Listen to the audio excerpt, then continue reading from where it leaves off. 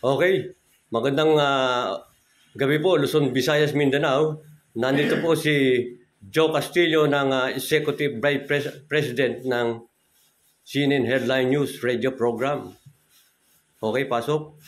Yes, magandang gabi kayo mga Joey. Ngayon nandito tayo ngayon sa Department of Justice ng National Prosecutor ng Office of the Provincial Prosecutor ng Nueva Ecija.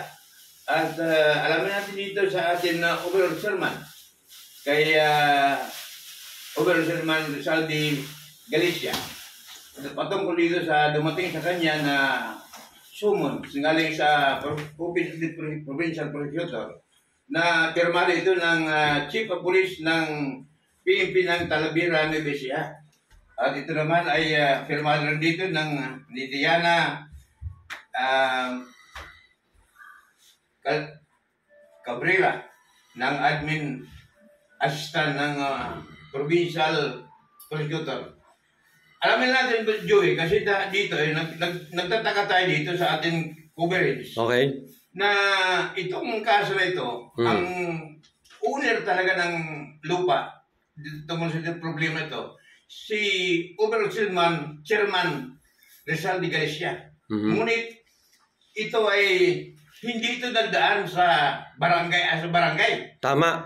Okay. Ito si Mr. Salvia Sus Aquino, ang representative na turang pagbilihan, ay nagtataka tayo kung itong kanilang usapin sa tungkol sa pagbilang kay Overall Chairman ng lupa, ay bakit hindi dumaan sa barangay? Ayun ang tanong. Nagdaan dito sa prosecutor. Yes, direct filing.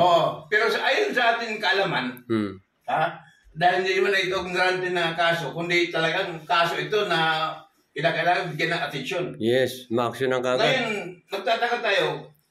Kaya minabuti natin nga, kausapin natin ang Overall Chairman Rizal de Galicia kung bakit nagkaganito itong kaso na ito na siya may-ari ng lupa, pero siya pa rin ang parang dinimanda. Tama. Sa barangay. At ang demanda sa barangay, hindi nagdaan sa barangay, kundi diretso sa taas. Yes. Pero ayon sa batas, sinasabi ng batas na kinakaya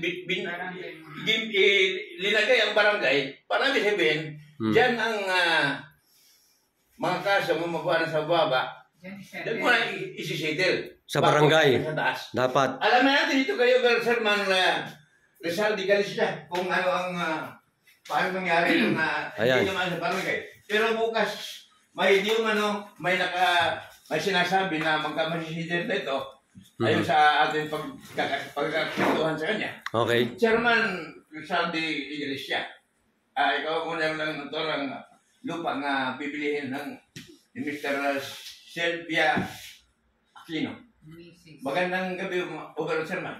Magandang gabi. Ano ba nasabi mo tungkol dito sa inyong problema tungkol sa lupa nga ikaw ang may-ari, ikaw ang owner, pero ngunit paano ikaw panahabla sa barangay? Pwede malaman? Ganito po yan. Magandang gabi, Luzon, Visayas, Mindanao. Yes. Nais ko pong linawin yung bagay na yan. Ang masasabi ko po dyan ay parang nagkaroon ng sabwatan dahil sa kahit minsan wala pong nakarating sa akin na liham paanyaya. Ang nakarating lang po sa akin dyan yung pagkakatawag nung una pa man na plano nilang ibigay sa akin yung hulog di umano na halagang 100,000. Pero ala naman po yan sa dokumento o sa kontrata. Kaya hindi ko po tinanggap yung naturang halaga na halagang 100,000 at ang sinabi, yun daw magiging pangalawang hulog. Alam po sa kontrata yun, kaya ang ginawa ko, hindi ko tinanggap. Yun ang unang-una po namin na pag-uusap doon po sa cellphone. Pero yung sinasabi na pagharap dyan sa usaping pambarangay na yan, kahit minsan ay wala pong dumating sa akin na liham paanyaya o samon. Wala. Chairman, tanongin ko lang, ano ito nang nagkaroon kayo ng sinumpang sa paghahabla? Ito si Sylvia Aquino, siya naghabla sa iyo. Bakit nagkaroon kayo ng hablaan na hindi naman ka pinadala ng sumon para matindi ko yung sahi, kanilang panyaya, pero munot nag-release sa prosecutor. Ano masabi mo? Ang pinagtataka ko nga po dahil sa Castillo, bakit nabigyan ng certification to file action nakarating diyan sa prosecutor yung usapin na yan. Samantalang hindi naman kami nagharap sa barangay. Kahit minsan, walang dumating sa akin nilang paanyaya. Ba't nga po nangyari ganyang bagay? Ibig sabihin lamang, sila ang nagkaroon ng sabuatan dyan. Bakit po nangyari na mayroon na pala itong mayroon pala nagkaroon na ito ng nagdaon pala sa inyo ito ng 290,000. Opo, Sir Castillo, yung sinasabi na 290,000, yan po ay pati unang bayad. Malinaw naman po nakasaad dyan na pati unang bayad. Yan po ay hindi ko utang. Hindi ako nagsangla. Hindi ako nangutang. Ay magkaano ang halaga ng kabuuan ng lupa na binibinta mo? Ay yan po ay ang nakasaad po dyan ay 1,546,000. Yan po ang sumatotal ng halaga ng aking ibinebentang lupa.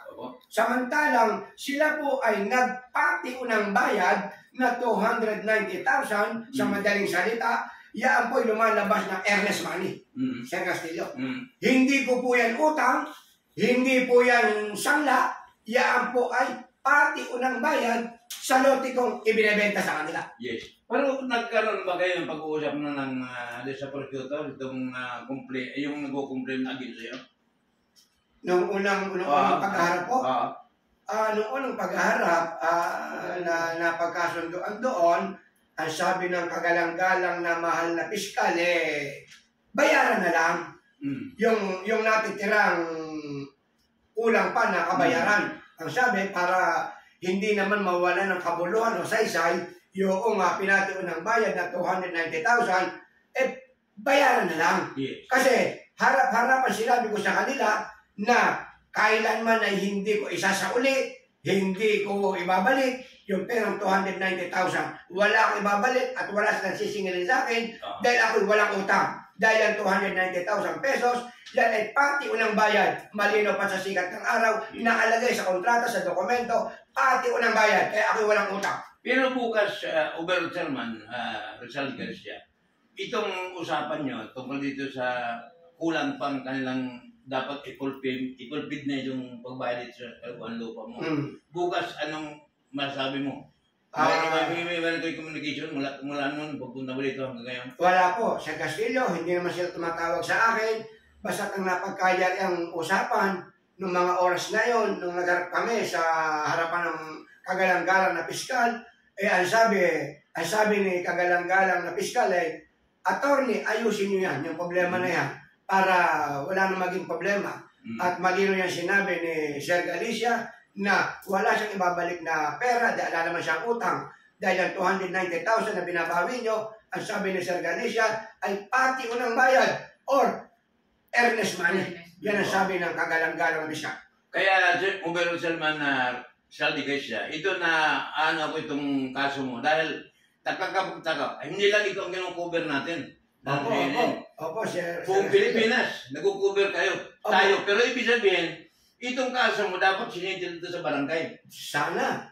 Bago ito nakaroon sa prosecutor. Hindi po nangyari. Kasi po, Sir Castillo, ang nangyari po dyan, para malinaw ang lahat, ang dumating sa akin hindi po liham paanyaya o samon. Ang dumating po sa akin ay demand letter nung attorney ng DILG na si Attorney Dakis. Ang nakasaad doon ay sa loob daw ng 5 araw, within 5 days, maisauli ko yung 290,000 na down payment na pati unang bayad nila. Yan pong pakialam ng nasabing abogado niya ng DILG, napakamali po niyan. Dahil, unang-una, bakit nang himasok siya at ang kalagay-lagay pa doon ay harassment dahil sinasabi na tinaningan niya ako ng sa loob ng 5 araw na dapat sana hindi na ginawa yan dahil unang-una, hindi naman kami nagkakatapos pa ng usapan sa barangay at kailanman ay hindi pa kami nagharap mismo sa loob ng barangay. Wala pa. Tapos, ang naturang abogado na yan, ang abogado ng DILG, yun na nga po Sir Castillo, nakialam ng hindi naman dapat makialam. Alam mo itong kaso, hindi dapat ito pakialaman ng abogado kasi nasa barangay level pala yan. Opo. Dapat ito muna sa barangay, dito muna inasikaso, pinag-usapan, din-settle kayo para ang both side, makakatanggap kayo ng panyaya na dapat po sana, i-settle natin dito sa barangay. dapat sana nagpadala sa akin ng kapitan ng barangay Oo. ng summon or liham paanyaya para formal na pinagharap kami. Ibig sabihin, iba ang batas dito sa atin at saka dito sa sa Nevesia. Siguro po, dahil nangyari nga po ganyang bagay, hindi po ako pinadala ng liham paanyaya. Wala. Ito. Unang-una, Sir Castillo, Yes. ang aking pong kapatid ay number 1 councilor ng Barangay Burnay. Kung wala man ako sa Barangay Burnay, sana yung liham paanyaya ibinigay sa kapatid ko. At yung kapatid ko naman ang magpapadala sa akin. O ganun po sana, puro ang sinasabi, puro papuntahin daw ako doon, nang wala namang formal na letter. Panyaya, Wala. Ba't ako pupunta doon? Tama yan. Dahil ito, Overall German na Rizal de Garcia, itong kaso mo, kung halimbawa bukas, atin ipagdasal, na bukas ipahindol na nasa taas, na masitil niyo ito. Opo, hari Parang mo. hindi na wala na mabala, wala na mapapagod. Dahil andito, ang dami napagod dito. Ang daming na permisyo. Kaya ang itinaso sa'yo, istapa. Sa tingin ko malam sa'yo ikaw ba estapador? Aba, sabi ko nga po, Sir Castillo, doon sa Kagalangan na pisikal, saan po ako papasok? Anong ground yung estapa na kaso na yan? Saan papasok yan? Samantalang, sabi ko nga po dyan sa Kagalangan na pisikal, ang sabi ko, yung 290,000 na sinisigil nila sa akin o binabawi, yan po ako ay pati unang bayad. Nakalagay po naman, malinaw sa kontrata, nakasaad, ako ay nagbebenta ng lupa. Ako ay hindi nangutang. Ako ay hindi nagsangla. Malinaw po yan. Kaya sabi ko nga doon sa Kagalangan Piskal, paano papasok yung kasong estapa? Samantalang, hindi naman ako nag-issue ng bouncing check. Wala pong ako po ay nagbebenta ng lupa at ako walang utang. Tama. Kaya ito, kasamang Joey, Yes. at sa atin mga taga-subaybay, mga tagapakinig dito sa ating programa sa CNN Radio, ay hindi natin ito pinalalampas. Bibigyan natin ito ng magandang kahulugan na iparating natin sa taong bayan at sa mga kinaukulan itong problema. Dahil kung hindi nito masisitid bukas, ibig sabihin, hindi ba accurate ang sinasabi ng piskal? Hindi pa. Kung hindi matutuloy yung pinag-usapan nila. Oo. Pero sinasabi natin, sana ay nasa taas. Pero natin na bukas, pahintulutan ng masitid ito para hindi na mapagod. Pero Chairman, may tanong ako. Anong pagkasabi sa inyo nung dumalo kayo? Sabi po ng Kagalangan na piskal, Sir Joey, sabi niya, attorney, ayusin niya yung problema na yan. Ayun. Para matapos na. At nung natapos nga po yung sinasabi na babayaran yung kakulangan at para idededuct na lang yung naturang pati unang bayad, pumayag naman ako. Ayun. Masaka ko, bayaran nyo lang, wala naman tayong magiging problema. I-deduct natin yung dapat na i-deduct. Wala namang problema dyan. Okay. Yun po na pagkasundoan namin. Ang sabi nung ating complainant, itatawag doon niya sa kanyang kapatid, sa atin niya, na si Ma'am Sylvia Aquino, na nasa ibang bansa. Ayan po, mga kababayan. Bukas natin malalaman ang final na usapin. Pagka po hindi yan nila na-resolve, doon na po ako gagawa ng aksyon. Doon na ako gagawa ng tinatawag natin counter affidavit. Yes, ngayon, dahil sa pakiusap sa akin ng kagalang-galang na mahal na piskal, huwag na daw po akong magawa ng counter affidavit at aayusin na nila. Ngayon, sabi ko, sige po, hindi ako gagawa ng counter affidavit. Ngayon, hintayin po natin. Chairman, malaman natin, sino ba yung abogado to? Ayan na nga po yung prosecutor. Margaret Ketua Mangunay. Ayan, yan. Prosecutor attorney. Ayan, prosecution attorney. siya yung prosecutor. Mhm. Ito, yung kasamang jury at Yes. yung mga taga-Supreme Court, yung Okay. mga hukom, si Attorney Margaret Quitchua At, Makunay, ayun, siyang prosecutor attorney. Ketua. Kitua. Attorney Margaret Ketua Mangunay. Mhm. Ayan, Iyon ang ating prosecutor attorney. yung na pala ako na-encounter mo siguro pagpunta natin dito na hindi ka pinantuto na mag-cover ka sa magkaroon ka ng live sa Live coverage. live kasi nga- coverage sa office ng provincial prosecutor. Nagpa-receive ako ng assignment order ko. Ngayon, ang sabi nila, hindi pinapayagan dahil for safety nila. Hindi ba nakausap mo ang chief of police? Hindi pa. Kinakala mo kausap mo ito ng chief of police? Hindi pa. Hindi ko pa Dahil dito nakausap. nakalagay ano na yan, pangalan niya. The Chief of Police, PNP, Talavera, Nueva Ecija. Hindi pa. Kaya ko sa mo ito, makarating ito sa kanya. Magpa-receive tayo niyan. Oo. Kaya kailan bukas ano mo ito. Receive at saka yung assignment order, Oo. attach dyan. Dahil itong kinakailangan nga malaman ng publiko, malaman ng gobyerno, Tama. Kasi, na ang atin bilang tayo nasa media, tayo nagkakaroon, lahat tayo may right. kasi, Lahat tayo may karapatan. ang ibig sabihin, katulad ng ibang nabibiktima. Transparent. Oh, Yung na ibang nabibiktima, baka mamaya may mangyari na naman yung ganyan katulad sa Maulit na naman. maulit. Kaya maaga pa lang, sinisira na Kaya natin yung naman, mga... Governor Sherman Rizal de Galicia. At nandito pala yung ang ating Solo. Governor Sol Sigatore, Oo. si Madam Manu, Lidia Esquira, Madam Madam Esquira. At nandito sa atin, sumasama ito sa hearing. At nakamasid siya dito sa pagbibigay ng hustisya ng office ng provincial prosecutor. At bukas sa German, ulitin natin ulit, lugtungan natin ito natin coverage bukas para magkaroon ng magandang istorya. At bukas, muna si Receive. rin doon sa chief Sa of police.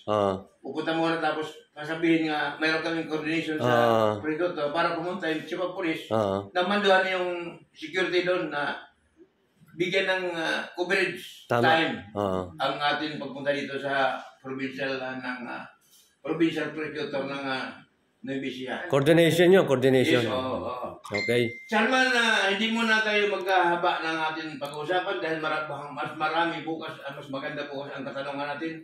Dahil kung ano, obserba natin, kung ano magiging kahilat na bukas. Ay, makakarating dito. Sir Castillo.